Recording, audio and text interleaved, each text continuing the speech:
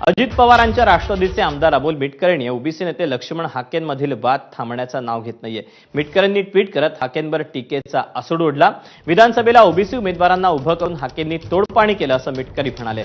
तसंच भोकरमधील एक audio clip tweet करत त्यांनी हाकेंवर आरोप केला। एबीपी माझा या ऑडिओ क्लिपची पुष्टी करत नाही।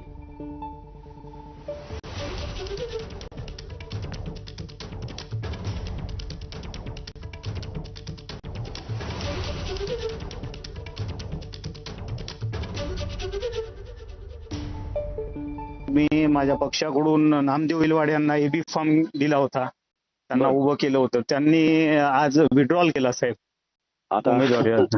आणि त्यांचं म्हणणं की लक्ष्मण हाके साहेबांचा माझ्यावर दबाव आहे।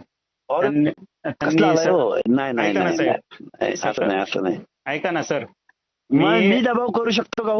नाही ऐका ना सर, मला माहित आहे म्हणूनच मी कॉल केला आहे। मी ओबीसीचं खूप मोठं काम करतो भोकरमध्ये। मी तुम्हाला खूप मानतो। मी खूप चांगलं काम आज 2 वर्षापासून आम्ही ओबीसीचं खूप मोठं संघटन केलंय। मी त्यांना म्हणणं होतं की बा तुम्ही पक्षाचं घेऊच नका, एबी फॉर्म तुम्हाला उचलायचं नसेल तर।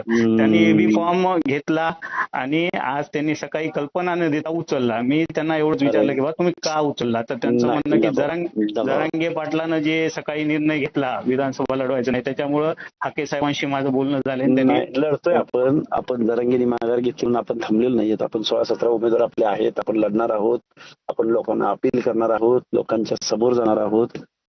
त्यामुळे त्यांचं काहीतरी अडचण असेल बरं का, पण माझं काही नाही अडचण नाही सर। त्यांनी आर्थिक उलाढाल केली। मी कसा दबाव टाकेन बरं? बरोबर नाही त्यांनी आर्थिक इश्यू करून गेला, पण त्यांनी कारण वरचे दाखवले। आपले ओबीसीने बरेच जणांनी कॉल केलाय त्यांना, तर त्यांना गैरसमज करून द्यालेत की लक्ष्मण हाके साहेबांना त्यांना। दरम्यान अमोल मिटकरींनी ट्विट केलेली ऑडिओ क्लिप आपलीच असल्याचं भोकरमधील प्रहारचे तालुका अध्यक्ष शेखर कुंटे यांनी स्पष्ट केलं। भाजपनं आर्थिक तडजोड करून भोकरचा उमेदवार फोडला असा दावा त्यांनी केला। तर या सगळ्या प्रकरणात लक्ष्मण हाके सहभागी असल्याचंही त्यांनी म्हटलंय। ती ऑडिओ क्लिप माझीच आहे आणि मी लक्ष्मण हाके यांना बोललेलीच ती ऑडिओ क्लिप आहे।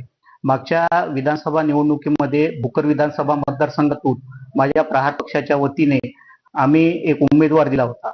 सदर उमेदवाराला मी कॉल केला असता त्यांनी मला स्पष्टपणे सांगितले की लक्ष्मण हाके यांच्या प्रेशरमुळे मी माघार घेत आहे।